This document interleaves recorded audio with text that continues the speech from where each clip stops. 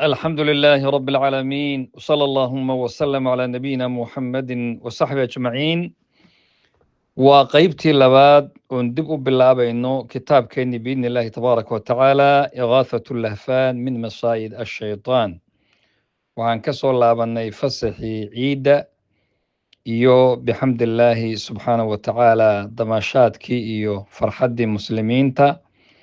waxaan dib ugu soo noqonaynaa inaan dhammaystirno kitaabkeennii biidnillaahi tabaaraka wa tacaala waxaan qaybtii hore aada uga hadalnay makaa'idda shaydaanka waxaan qaybta dambe insha allahu tacaala xoogga saari doonaa subulul wiqaayati minha sidii shaydaanka biidnillaahi tabaaraka wa tacaala laysaga ilaalin lahaa ilaahay haynaga ilaaliyo haynaga dhowro iyo maradka qalbiga ku dhaca iyo cilaajkiisa waxyaabahaasaan insha allahu tacaala xoogga saari doonaa intaynaan qaybtaa ka hadlan waxaan wax yar kusii hakanaynaa asbaabta horta keentaa qalbigu inuu qalalo maxaa keena asbaabu qaswati alquluub qalbigu inuu qalalo maxaa keena quluubtu ilaahay subxaanahu wa tacaala gacantiisay ku jirtaa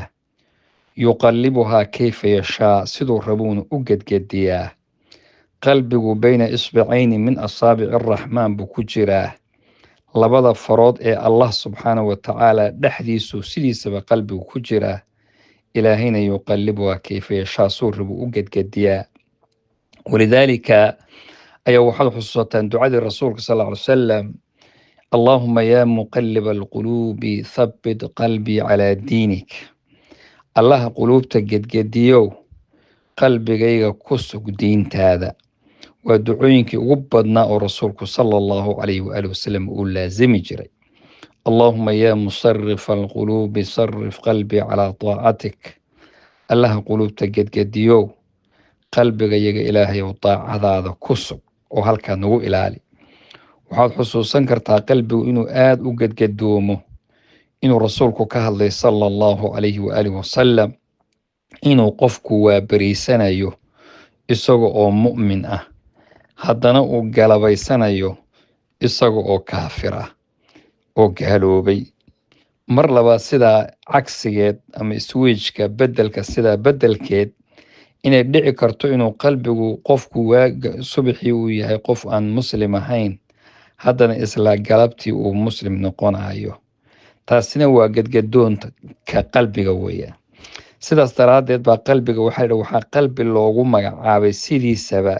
litaqallubihi gedgadoonkiisa baaba qalbi loo yidhi qalbigu marka waa jawaarixda boqorkooda waana sayidkooda isagoo ah hogaamiya haddii uu hagaago xubnuhuna way hagaagaan hadduu fasahaadana xubnaha kalena way fasahaadayaan walidaalika buu rasuulku sala allahu calayhi waaalih wasalam xadiidkii aad wada garanaysaan alaa waina fi ljasadi mudgah idaa salaxat salaxa aljasadu kulluh waidaa fasadat fasada aljasadu kulluh alaa wahiya alqalbu waa xadiidkii bukhaari iyo muslim waxaa ku sugan baa layihi jasadka iyo jirka binu aadamka mudqadu waa cad baa ku jira hal cad baa ku jira xubin baa jira xubnaha binu aadamka ka mid ah oo xubinkaasoo hadduu hagaago jasadka oo dhan uu hagaagayo hadduu xubinkaasi fasahaadana jasadka oo dhan baa fasahaadaya xubinkaasina waa qalbiga waa kii rasuulku lahaa sala allahu calayhi waaalih wasalam wamaca daalika walaalayaal waxaad arkaysaan qalbigaas ayaa waxaa ku imanaya waxyaaba jaarixa oo min aljawaarix waxyaabaha wax dhaawaca oo kale qalbigu wuu dhaawacmayaa marka quluubtu waa mutafaawita la yidhaahdaayo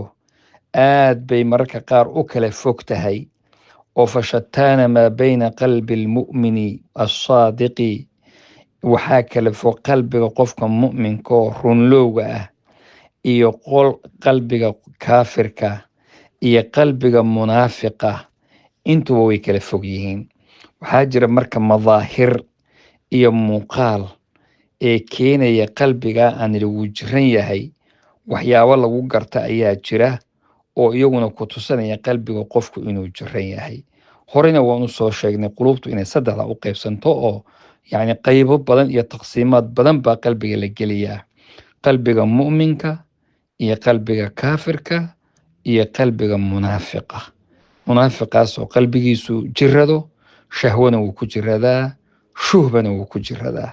intabana waynu ka soo sheekaynayo dib ugu laaban mayno biidni illaahi tabaaraka wa tacaala. as'al allaha subxaanahu wa tacaala biasmaa'i alxusna